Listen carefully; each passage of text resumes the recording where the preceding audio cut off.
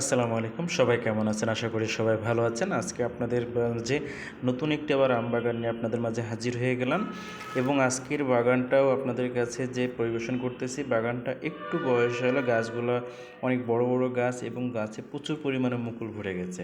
আপনারা হয়তো বা ভিডিওতে দেখতেছেন যেভাবে গাছে আমের মুকুল চলে আসছে এবং প্রত্যেকটি ডালে মুকুলে ভরে গেছে।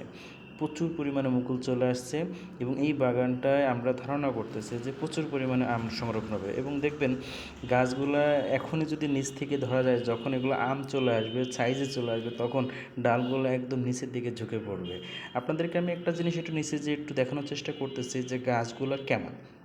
গাছগুলো দেখেন যে বেশ বড় বড় গাছ এবং প্রত্যেকটা গাছে প্রচুর পরিমাণে মুকুলে ভরে গেছে।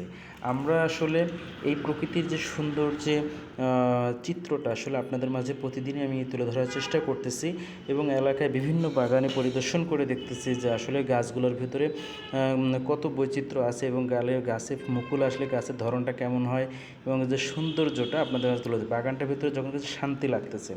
আমরা দেখেন এইসব বাগানে যখন পূর্ণাঙ্গ আম চলে আসবে, তখন এই গাছগুলা নিচে যখন আপনি থাকবেন কত সুন্দর লাগবে গাছগুলা দেখেন। তখন তো মনে করেন গাছগুলো আমে ভরপুর থাকবে এবং এবং এই গাছের আম আমরা ধারণা করতেছি খুব সুস্বাদু হবে। কারণ হচ্ছে যে এই গাছগুলো বেশ সুস্থ সবল এবং গাছ এবং এই গাছ থেকে ভালো আম আমরা সংগ্রহ করতে পারবো। তবে মালিকের সাথে আমাদের এখনও পর্যন্ত সেভাবে ডিল হয় নাই। আমরা আসলে যদি ডিল হয়ে যায় তবে আমরা এসব বাগান থেকে আম নিতে পারবো। আমরা প্রতিদিন আপনাদের মাঝে নতুন নতুন আম বাগানের ভিডিও নিয়ে আপনাদের মাঝে হাজির হব।